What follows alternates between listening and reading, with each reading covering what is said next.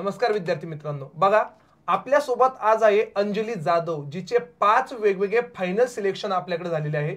त्यामध्ये जर आपण विचार केला तर पहिल्यांदा आयडीबीआय एक्झिक्युटिव्ह मध्ये फायनल सिलेक्शन, त्यानंतर आयडीबीआय जाम मध्ये पीजीडीबीएफ च्या कोर्स मध्ये फायनल सिलेक्शन, त्यानंतर आयडीबीआय जामचं डायरेक्ट जॉइनिंग वाला सिलेक्शन, त्यानंतर बँक ऑफ महाराष्ट्र मध्ये असिस्टंट म्हणजे आयबीपीएस क्लिरिकलचं एक फायनल सिलेक्शन आणि त्यानंतर एसबीआय क्लर्क म्हणून फायनल सिलेक्शन, असे 5 वेगवेगळे फायनल सिलेक्शन तिची झालेले आहे। सोबत सोबत मागच्या वर्षी एसबीआय क्लिरिकलच्या महाराष्ट्रासाठी फक्त आणि फक्त 100 जागा आलेल्या होत्या। त्यावेळेस सर्वच विद्यार्थ्यांनी ऑलमोस्ट 60-70% विद्यार्थ्यांनी आपले फॉर्म हे अदर स्टेट मधून भरले, पण तरीही तिने तिचा फॉर्म महाराष्ट्रातून भरला आणि महाराष्ट्रातल्या त्या 100 विद्यार्थ्यांपैकी ही एक विद्यार्थी आहे जी महाराष्ट्रातून मागच्या वर्षी एसबीआय क्लिरिकल मध्ये फायनल सिलेक्शन मिळवलंय।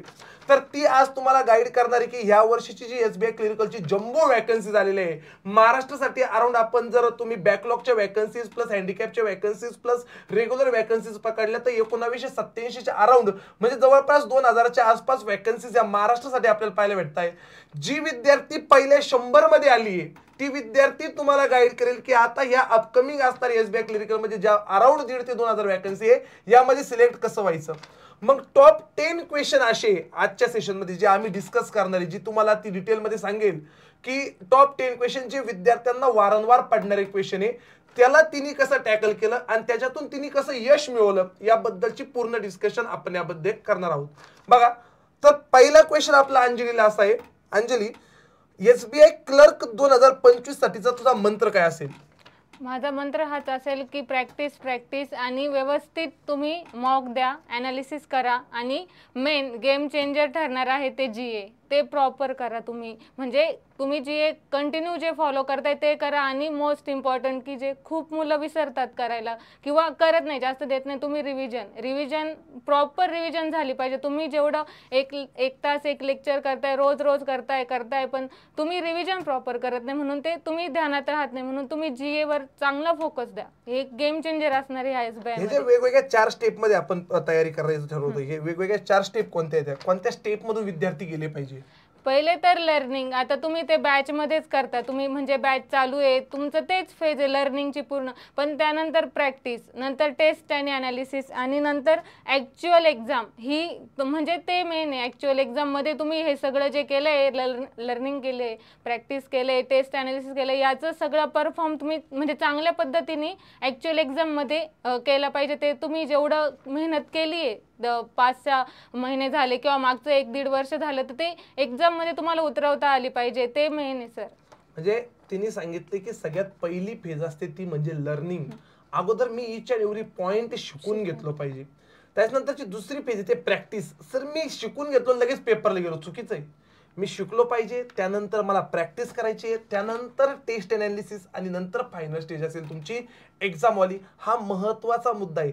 तर ह्याच टप्प्यातून किंवा ह्याच फेजमध्ये आपण गेलो पाहिजे। यातली कोणतीही फेज जर मिसमॅच झाली तर आपलं सिलेक्शन आपल्यापासून दूर जाईल। म्हणून learning, then practice, then test analysis and then actual exam, हाच फ्लो आपला अभ्यास करताना असला पाहिजे।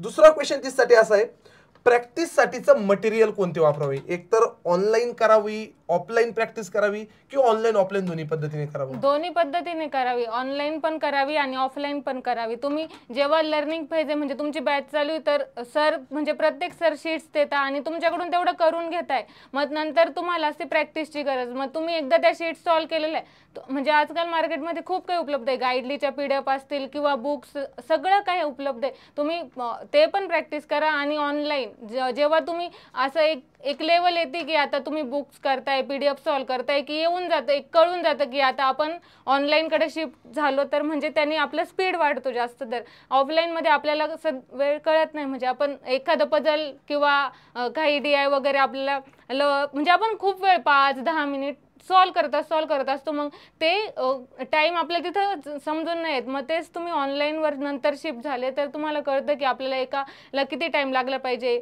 कारण प्रीमध्ये कसं 20 मिनिटचा टाइम असतो, त्यामध्ये ते आपल्याला मॅनेज करता आलं पाहिजे की 3-4 पजल असतात, मग ते त्याच्यासाठी ऑनलाईनवर शिफ्ट झाले तर तुमचा टाइम कमी होतो.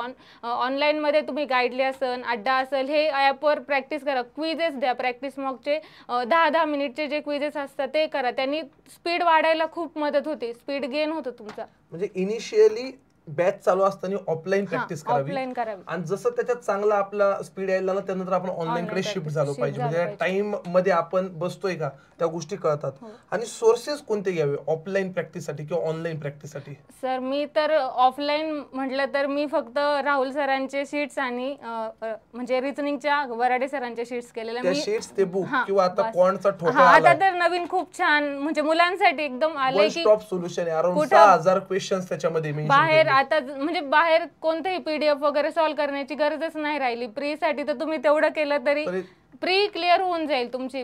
आमच्या वेळेस तर ते नव्हतं. आम्हाला सर जेवढ्या शीट देणार किंवा वराडे सर जे काही शीट देणार, मी तर ऑफलाईन म्हणजे खरंच तेवढंच केलेलं आहे. बाकी मी दुसरं कोणताच सोर्स नाही केला आणि नंतर मग मी ऑनलाईनला शिफ्ट झालेली. ओके, म्हणजे इनिशियली ऑफलाईन तयारी करावी, नंतर ऑनलाईन कडे शिफ्ट व्हावं आणि बाकी मग आपले वेगवेगळे बुक्स आहे किंवा आता क्वांटचा ठोकळा आलेला त्याच्यातून पण तुम्ही क्वांटची प्रॉपर तयारी करू शकता. क्वेश्चन नंबर 3 आहे टेस्ट आणि एनालिसिस.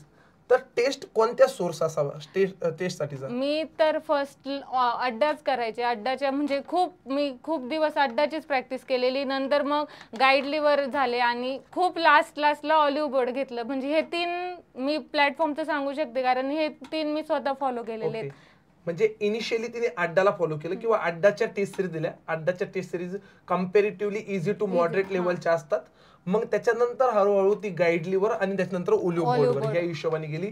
आता कम्पॅरेटिव्हली गाईडलीच्या टेस्ट किंवा ओलिव्ह बोर्डच्या टेस्ट किंवा प्रॅक्टिस मॉकच्या टेस्ट मध्ये तर कम्पॅरेटिव्हली मॉडरेट टू डिफिकल्ट असतात. म्हणून तुम्ही जर इनिशियली तयारी करत असणार आहे बँकिंगची किंवा एसबीआय क्लिरिकल साठी तर इनिशियली अड्डा 247च्या टेस्ट द्याव्या जोपर्यंत तुमचा खूप चांगला स्कोर येत नाही. एकदा तुमचा खूप चांगला स्कोर यायला लागला त्याच्यानंतर मग गाईडली किंवा ओलिव्ह बोर्ड तुम्ही तुमच्या हिशोबाने तो वाला पाठ घेऊ शकता.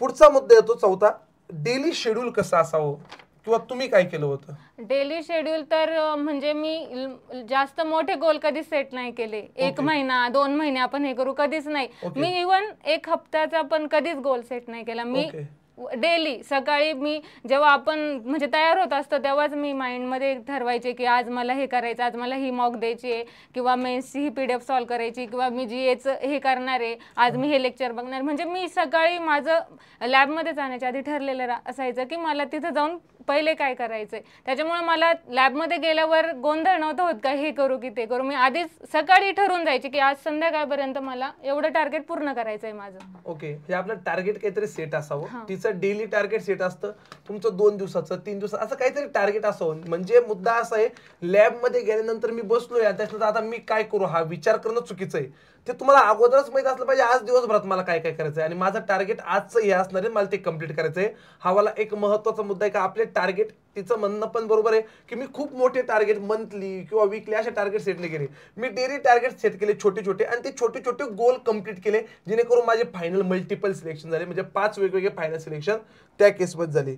त्याच्यानंतर असतं एक प्रश्न असतो विद्यार्थ्यांचा, सर किती तास अभ्यास करावा? किती तास तर हे नाही सांगू शकत पण इफेक्टिव्ह तुम्ही करा. मी आता माझं होतं मी 7 म्हणजे ॲव्हरेज माझा 7:30 टाइम असायचा मी लॅबला जाण्याचा. सकाळी 7:30 आणि संध्याकाळी आमची लॅब मुलींची तर 10:30 पर्यंतच असते सगळं. मी 10 सव्वा 10 पर्यंत म्हणजे माझं राहायचं. दुपारी वाटलं तर 1 तास आराम करा पण प्रॉपर तेवढं असायचं. आणि माझं कसं असायचं मी सकाळी गेले की माझं टेस्ट सकाळीच देणं असायचं. मी जेवल्यानंतर कधी टेस्ट नाही दिला. मी पहिले गेले एक प्रीची मॉक देणार, नंतर मी ठरवलं असणार मी मेन्सची ही देणार आहे मॉक किंवा काहीतरी दुसरं सॉल्व. मी सकाळचं सेशन माझं पूर्ण टेस्टसाठी असायचं. मी सकाळी टेस्टच करायचे आणि मग थोडा टाइम भेटला तर मी इंग्लिशचं रीडिंग करायचे. बाकी मग दुपारनंतर बाकी सब्जेक्टचा अभ्यास करायचा. ओके ओके, म्हणजे किती तास अभ्यास करा या गोष्टी मॅटर करत नाही. तुम्ही जेवढा अभ्यास करा तेवढा क्वालिटी अभ्यास केला पाहिजे. तुम्ही 8 तास अभ्यास करा, 9 तास करा, 10 तास करा पण तो क्वालिटी अभ्यास करा. सर मी 14 तास बसतो, 12 तास बसतो, गरज नाही. तुम्ही 8 तास करा पण ते क्वालिटी अभ्यास करा. म्हणजे 100% फोकस त्या 8 तासात तुमचा त्या अभ्यासावरच असला पाहिजे. बाकी तुमच्या डोक्यात दुसरे कोणते विचार नसले पाहिजे. या हिशोबाने आपण त्या गोष्टींची तयारी केली पाहिजे. त्यानंतर 5वा क्वेश्चन असा आहे, आता ही लर्निंग प्रोसेस झाली, तुम्ही शिक्षकांकडून शिकून घेतलं किंवा जे शिक्षक तुम्हाला शिकवतात त्यांच्याकडून शिकून घेतलं. भरपूर विद्यार्थ्यांचे हेच प्रॉब्लेम असतात किंवा आम्हाला कायम फोन येतात किंवा काउन्सिलिंग मध्ये, सर ते क्वांट आणि रिझनिंगचा स्पीड कसा वाढवावा, आमचा स्पीड वाढत नाही. म्हणजे 20 मिनिटांमध्ये 35 क्वेश्चन सोडवायचे, म्हणजे अराउंड एक 37-38 सेकंदामध्ये एक क्वेश्चन सोडवायचा आहे, तर तो स्पीड कसा वाढवावा? स्पीड साठी तर म्हणजे सगळे सांगता की प्रॅक्टिस, मी पण तेच सांगाल, तुम्ही प्रॅक्टिस करा. म्हणजे लर्निंग फेज मध्ये नाही होत एवढी, कारण आपण बॅच करत असतो एवढी नाही. बॅच नंतरची जी मेन प्रॅक्टिस आहे ना 3-4 महिने, ती खूप इम्पॉर्टंट आहे. म्हणजे मला माहिती आहे बॅच जेव्हा माझी पण चालू होती तेव्हा माझी पण एवढी नव्हती. सरांनी जेवढं होमवर्क दिलेला तेवढा करून टाइम संपून जायचा. पण बॅच संपल्यानंतर मी जे 4-5-6-7 महिने जी प्रॅक्टिस केलेली ती मला आतापर्यंत उपयोगाला येते आतापर्यंत. कारण तेव्हा मी प्रीचं एवढी प्रॅक्टिस केलेली ना, त्याच्यानंतर मला कधीच गरज नाही पडली की मी प्रॅक्टिस करावं. मेन प्रॅक्टिसच आहे. तुम्ही बॅच संपल्यावर जी करता त्याला खूप महत्व आहे प्रॅक्टिसला. प्रॅक्टिस अतिशय महत्वाची असते त्यांचं म्हणणं. मी एक साधं उदाहरण देत असतो क्लासमध्ये कायम, मुलींनाच विचारतो असतो मोस्टली, का तुम्ही तुमच्या जीवनातली पहिली चपाती कधी बनवली होती? कोणी 5 वर्षापूर्वी, कोणी 7 वर्षापूर्वी, कोणी 8 वर्षापूर्वी. जेव्हा त्यांनी त्यांच्या जीवनातली पहिली चपाती किंवा पोळी बनवली होती तेव्हा तिला एक चपाती बनवायला तुला किती वेळ लागला होता बरं नॉर्मली? तेव्हा 5-10 मिनिट 5-10 मिनिटं लागले असतील. आज तुला मी चपाती बनवायला लावली किती वेळ लागतो? 1-2 मिनिट. 1-2 मिनिट लागतो. मग तो 5 ते 10 मिनिटावरून ते 1 मिनिटावर कसं आलं? प्रॅक्टिस, कंटिन्युअस प्रॅक्टिस करून त्या गोष्टीतला टाइम रिड्यूस झाला. म्हणून सेम हेच सगळीकडे इम्प्लिमेंट होतं. जास्तीत जास्त सराव करा, कमी वेळात तुम्हाला त्या गोष्टी सुटतील, कमी वेळात त्या गोष्टी सुटतील. त्यानंतर मेन्स साठीचा क्रुशियल सब्जेक्ट होतो म्हणजे जनरल अवेअरनेस. आता विद्यार्थ्यांचं कसं होतं, त्यांनी क्वांट शून्यातून शिकले असतात, रिझनिंग शिकले असतात, इंग्लिश शिकले असतात, आणि जनरल अवेअरनेसचं नेमकं कसं करावं, की रॅन्डमली मॅगझिन वाचावं, MCQ वाचावे, शिकून घ्यावं, नेमकं तुम्ही काय केलं होतं आणि कसं करावं? GA साठी तर पहिले तर म्हणजे आता आमच्या बॅच पासूनच सरांनी प्रॉपर चालू केलेलं GA. कारण पहिले बँकिंग अवेअरनेस किंवा जे आपण म्हणतो बेसिक जे GAच्या टर्म्स आहेत त्या, आणि सरांनी तेव्हा एवढ्या चांगल्या पद्धतीने शिकवल्या की त्या कधी परत म्हणजे ते बुक बघण्याची गरजच नाही आली. मी तेव्हाच जे प्रॉपर बँकिंग अवेअरनेस किंवा जे GAचा पार्ट आहे ना, की जो बेसिक ते सगळं तेव्हा केलेलं. त्याच्यानंतर मी परत कधीच नाही तेव्हा प्रॉपर रिव्हिजन केली त्याच वेळेस जेव्हा बॅच चालू असताना, आणि नंतर मग मला त्याची गरज नाही पडली. आणि नंतर मग ते एकदा परफेक्ट झालं की करंट अफेअर्स सर बरोबर सुरू करता. मग दर मंथचे ते 12-14 लेक्चर्स आहे, नंतर त्याची PDF येते, त्याची सर टेस्ट पण ठेवता 1 महिन्याला, आणि त्याची प्रॅक्टिस जी म्हणजे रिव्हिजन तर ते आपल्याच हातात आहे. सर त्यांचं काम करताय एवढं कंटेंट प्रोव्हाइड करून, रिव्हिजन करणं आपल्या हातात आहे. मग मी ते जास्त केलेलं आहे. पहिले तर GAची बॅच करताना पूर्ण बेसिक वगैरे सगळं करून घेतलेलं, आणि नंतर वाटलं तर मेन्सच्या वेळेस आहे ना आधी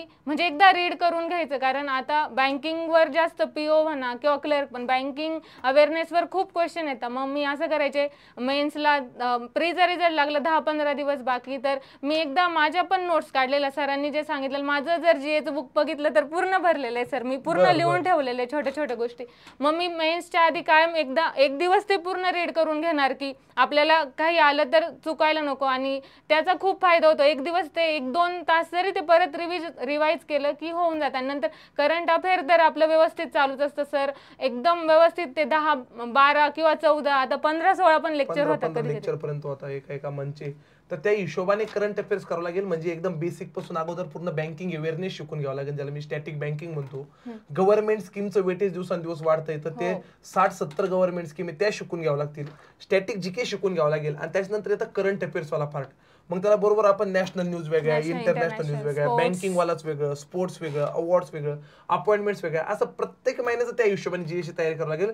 कारण कमी नाही 50 मार्कचं वेटेज SBIच्या एक्झाम मध्ये, आणि मेन्सच्या केसमध्ये गेम चेंजर ठरतं जनरल अवेअरनेस, तर त्या हिशोबाने करावे लागेल.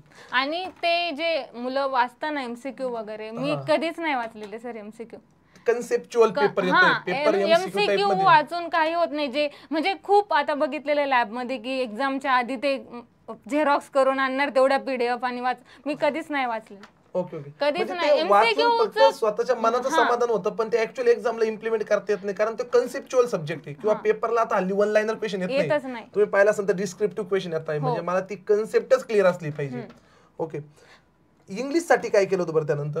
इंग्लिश साठी तर मेन रीडिंग आहे. मी न्यूजपेपर आणि न्यूजपेपर माझं रोज रीड करणं राहायचं. न्यूजपेपर मी रोज रीड करायचे आणि बुक्स आपले लायब्ररी आहे आपल्याकडं. मग माझे कायम असायचं मी 7-8 दिवस किंवा 10 दिवस एक टार्गेट राहायचं, एक बुक तेवढ्या दिवसात मी माझं 1 तास ते रीडिंग आणि अर्धा तास न्यूजपेपर आणि मग बाकी जेवढे आपले प्लॅटफॉर्म आहे त्यावर मॉक अनालिसिस. बरोबर, म्हणजे भरपूर प्लॅटफॉर्मवर मॉक टेस्ट किंवा टेस्टची अनालिसिस तू बऱ्यापैकी दिलेली. माझं इंग्लिश असं ऍव्हरेज होतं, म्हणजे खूप लो नव्हतं, त्यामुळे मला एवढा त्रास नाही झाला. जास्त त्रास नाही झाला मला.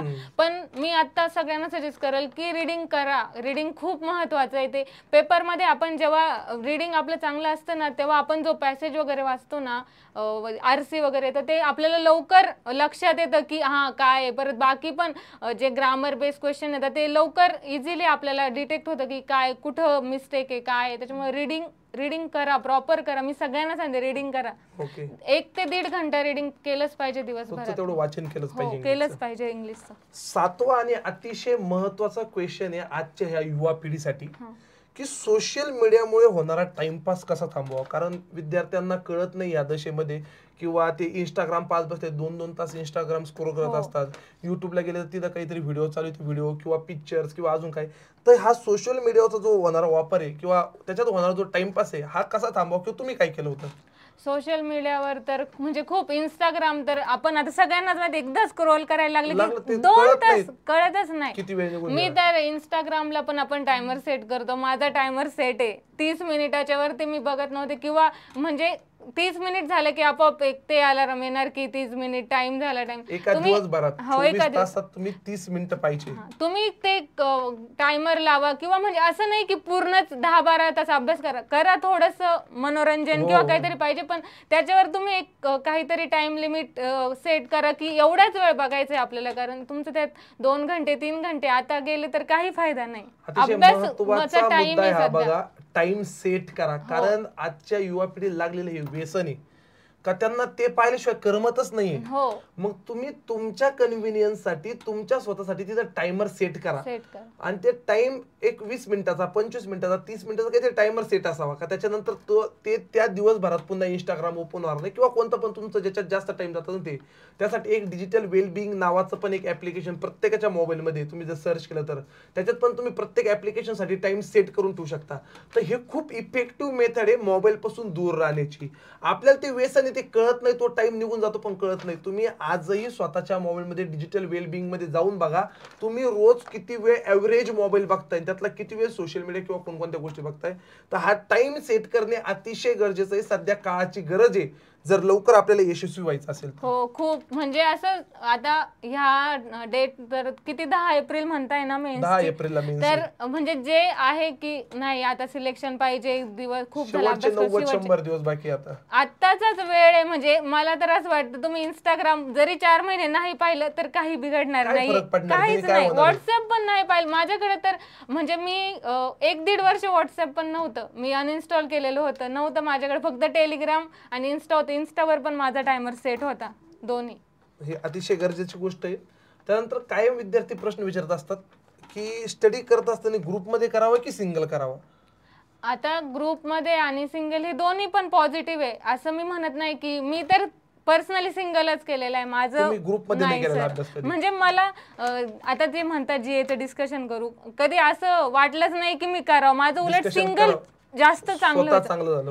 हा, म्हणजे चांगले तुम्ही जर 3-4 असाल ग्रुप, जर सिरियस असाल आणि तर तुम्ही करू शकता. पण तुम्ही त्यात खरंच एक चेक करा की आपण खरंच जीएचं डिस्कशन करतो की आपला टाइमपास नाही झाला पाहिजे, हे महत्वाचं आहे. तुम्ही एकदा लक्ष द्या की आपण टाइमपास करतोय की आपण 1 घंटा खरंच सिरियस जीएचं डिस्कशन करतोय. भरपूर विद्यार्थी असे पण जे ऑनलाईन अभ्यास करते घरून, ते एकटेच आहे. आता तिने पण एकटीनेच अभ्यास करत तरी ती पास झाली, म्हणजे तुम्ही पास होऊ शकता, नक्की होऊ शकता. कंपल्सरी ग्रुपच असं काय नाही. आणि असं पण नाही का ग्रुपमध्ये डिस्कशन होत नाही किंवा ग्रुपमध्ये सिरियस अभ्यास होत नाही, होतो पण ग्रुप त्या लेवलचा असावा, त्यात टाइमपास करणारे लोक सगळे सिरियस असावे. आपल्याला आता एक्झाम क्रॅक करायची आहे, काहीतरी प्रत्येकाच्या समोर गोल पाहिजे, असं पाहिजे. आणि खरंच जीए आणि बाकी म्हणजे कॉन्ट्री रिझनिंग पण मॉक अनालिसिस करता ग्रुप चांगलं आहे ते केलेलं, पण तुम्ही ते सिरियसली करा, फॉलो करा. बघा दोन्ही उदाहरणं आहेत. तिने तिच्या जीवनामध्ये सिंगल अभ्यास केलेला आहे, एकटीने अभ्यास केलाय, ती पण यशस्वी झाली आहे. माझ्या जीवनामध्ये मी ग्रुपने अभ्यास केलेला आहे, इथंच राहत होतो, ग्रुपने अभ्यास करतो, मी पण यशस्वी झालेलो आहे. डिपेंड्स ऑन यू, तुम्हाला कोणतं कम्फर्ट वाटतं तुम्ही त्यामध्ये करू शकता. त्यानंतर महत्वाचा मुद्दा तो सर इथं जमतोय हो सगळं, मला पेपर सोडवत होता, मला क्वेश्चन सोडवत होता, पण ते एक्झाम प्रेशर जे आहे ते हँडल होत नाही. मग how to handle the exam pressure? Exam pressure handle करायचं तर मी तर म्हणजे एक सांगते की म्हणजे ज्या दिवशी आपली एक्झाम आहे, समजा आता आधी 8-10 दिवस तरी होऊन जातं. जर आता माहिती आहे आपल्याला 10 दिवसांनंतर एक्झाम आहे किंवा प्रीचा तर टायमिंग मेन्स सगळं आपल्याला माहीत असतं, तर मी जेव्हा ते यायचं तर मी त्या टाईमवर मॉक द्यायचे. माझं ठरलेलं, समजा माझं सकाळी 8ला एक्झाम आहे, 9 ते 10 एक्झाम असते, तर मी 9 ते 10च मॉक देणार त्या. आणि नंतर मेन्सची एक्झाम ज्या टायमिंगला आहे तेव्हा मॉक द्यायचे. ते म्हणजे आपल्याला ती सवय लागते की उद्या आपल्याला ह्याच टायमिंगला आपल्याला एक्झाम द्यायची. आणि एक्झामला कधी पण थोडंसं लवकर जात जा. अर्धा तास तरी आपण म्हणतो की नाही टाइमला जाऊ, म्हणजे अर्धा तास लवकर जा, तिथं रजिस्ट्रेशन करा आणि तिथं आपल्या चेअरवर जाऊन शांत बसा, ना की कोणाशी जाऊन गप्पा मारा.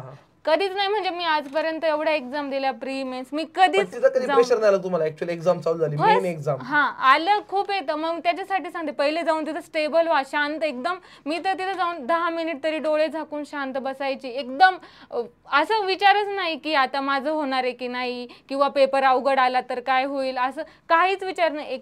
एकदम शांत डोळे झाकून आपलं बसायचं आणि एकदम शांत व्हायचं, सगळं स्टेबल करायचं, माइंड बॉडी एकदम रिलॅक्स. आणि नंतर मग एक्झाम चालू झाली तर थोडंसं येतं, मेन्सला तर येतच प्रेशर, प्रीला तरी वाटत नाही, काही 20 मिनिट असता आपल्याला असतं की सॉल्व्ह करायचं. मेन्सला तर कधी कधी काहीच जमत नाही सर, तुम्हाला माहिती पीओच्या याच्यात मग तेव्हा तर येतच प्रेशर. पण त्याच्यात ना शांत राहणं जास्त महत्वाचं आहे. उगाच असं एकदम गोंधळल्यासारखं आणि करून जायचं नाही. जर पेपर अवघड आला तर तो सगळ्यांनाच अवघड येतो, असं नाही की मग अवघड आला तर. मागच्या वर्षीची पीओ मेन्स खूप म्हणजे डिफिकल्ट, खूप डिफिकल्ट आलं होतं, तर मग त्या मला अवघड आहे तर ते सगळ्यांनाच अवघड आहे ना. मग गोंधळ एकदम, म्हणजे पेपरला जाताना पण एकदम शांत जा, पेपर झाल्यावर काय करायचं ते करा, पण जाताना एकदम शांततेत जा. माझं तेच राहायचं, एकदम शांततेत जा, तिथं पण लवकर जा आणि स्टेबल व्हा, ते सगळ्यात महत्वाचं आहे. नाहीतर मग तुम्ही टाइमवर जाणार, रजिस्ट्रेशन नाही होत, मग एकदम भीती वाटायला लागते. सगळं मग लवकर जाऊन तिथं स्टेबल व्हायचं, शांत राहायचं, आणि मग पेपर एक स्टार्ट झाला की मग होऊनच जातं. आपली तयारी पूर्ण असेल तर मग काही वाटत नाही. ओके, लास्ट क्वेश्चन, आजच्या ह्या विद्यार्थ्यांना तुम्ही काय संदेश देणार? आजचा मी आता म्हणजे जे आहे, कोणाची समजा RRBची प्री नाही निघाली, IBPS POची नाही निघाली, तरी आता त्याचा विचार करू नका की माझी SBIची प्री निघल की नाही, मी जाणार की नाही मेन्सला. ते सगळं बाजूला सोडून द्या, स्वतःवर विश्वास ठेवा. म्हणजे ज्यांची बॅच कंप्लीट झाली, ज्यांची चालू आहे त्यांचं तर नाही हा विषय, पण ज्यांची झालेली आहे सर्व बॅचेस कंप्लीट किंवा एक चांगल्या फेजला आहे, ते चांगलं करताय अभ्यास, तर विश्वास ठेवा. तुम्ही जी मेहनत केलेली बॅच चालू असताना आणि आता जी करणार आहे 4 महिने, त्याच्यावर विश्वास ठेवा, तुम्हाला यश नक्की भेटेल. आणि प्रॉपर प्लॅनिंग करा. म्हणजे खरंच 1 महिन्याचं किंवा वगैरे जास्त गोल नका सेट करू. एक हप्त्याचं करा, 1 दिवसाचं करा. रोज सकाळी ठरवा की तुम्हाला काय करायचं आहे आजच्या पूर्ण दिवसात, आणि तेवढंच फॉलो करा. बरोबर GA करा. प्रत्येक सब्जेक्टला असं टाइम द्या. मी 2 तास असं प्रत्येक ठेवलं होतं माझ्या वेळेस की याला मी 2 तास करणार, त्याच्यामध्ये 1 तास मी मॉक देणार, मग वाटलंच तर मला आज वाटलं तर अनालिसिस करणार, तर उद्या करणार. ते आता आपल्या कन्व्हिनियंट, म्हणजे आपल्याला जसं वाटतं तसं करायचं. कोणी आपल्याला, म्हणजे आता मी सांगते, मी जसं केलं तसं तुम्ही नाही करायला पाहिजे. तुम्हाला जसं वाटतं तसं करा, फक्त तुम्ही टाइम ठरवून घ्या. आज समजा तुम्ही रिझनिंगचं एक PDF सॉल्व करताय, तर मग करा 1 तास करा PDF, नंतर एखादी मॉक द्या, नाहीतर मग कॉन्ट करा, GA करा, असं करा, पण बरोबर टाइम ठरवून घ्या. 8 तास तर पाहिजेच, 8 तास तर अभ्यास केलाच पाहिजे. 2-2 तास धरले तर 4 विषयांचा 8 तास तर अभ्यास झाला पाहिजे. नंतर तुम्ही किती बसू शकता, किती वेळ एका जागेवर, त्याच्यावर डिपेंड आहे. आणि थोडासा ब्रेक पण घेत जा. दुपारी जेवण केल्यानंतर कंटाळा येतोच, थोडा ब्रेक घ्या, पण पुन्हा एक अर्धा तासाचा ब्रेक घ्या. माझं राहायचं, जेवण झाल्यावर माझा अर्धा तास ब्रेक राहायचा, नंतर पुन्हा चांगलं म्हणजे प्रॉपर आता GA करणं मेन इथून पुढं. हे 4 महिने जीए साठी क्रुशियल आहे. जे व्यवस्थित करणार त्याला नक्कीच चांगले मार्क येणार. कारण माझे अटेम्प्ट सर जीए 32 अटेम्प्ट केले होते 32 अटेम्प्ट होते मी जीए. पण मी कन्फर्म सांगू शकते की मला 24, 25, 26 असणार अराउंड मार्क पडले मला असणार. कारण मला 86 मार्क आहे टोटल 86 मार्क आहे. तर मला जीए ला तेवढे असणार 100%. जीए प्रॉपर करा. जीए खरंच ते गेम चेंजर ठरणार आहे यावेळेस. ओके चालेल. तर त्यांचं म्हणणं सेल्फ कॉन्फिडन्स असला पाहिजे, तुमचा स्वतःवर विश्वास असला पाहिजे. आणि आपल्यात जर सेल्फ कॉन्फिडन्स असेल तर आपण ह्या विश्वातली कोणतीही गोष्ट निश्चितच अचीव करू शकतो. अशा पद्धतीने हे महत्त्वाचे 10 क्वेश्चन्स होते जे आजच्या पिढीला किंवा आजच्या युवा पिढीला किंवा बँकिंगची तयारी करणाऱ्या विद्यार्थ्याला पडताय. म्हणून त्यांना त्यांची जॉईनिंग झालेली बीडला सध्या ते SBI मध्ये कार्यरत आहे. त्यांना मुद्दामून बोलून घेतलंय की SBI ची भरपूर विद्यार्थी तयारी करताय आणि त्यांना काहीतरी गायडन्स आपण करू शकतो. तर आपल्या सर्वांकडून त्यांचे खूप खूप धन्यवाद. आणि अशा पद्धतीने निश्चितच पुन्हा एकदा विद्यार्थ्यांना मोटिवेट केल्याबद्दल तुमचं पण खूप खूप धन्यवाद. आणि अशा पद्धतीने आपण इथं थांबूया. भेटूया अशाच नवनवीन व्हिडिओमध्ये. लेक्चरला निश्चित लाईक करा आणि कमेंट करायला विसरू नका. धन्यवाद.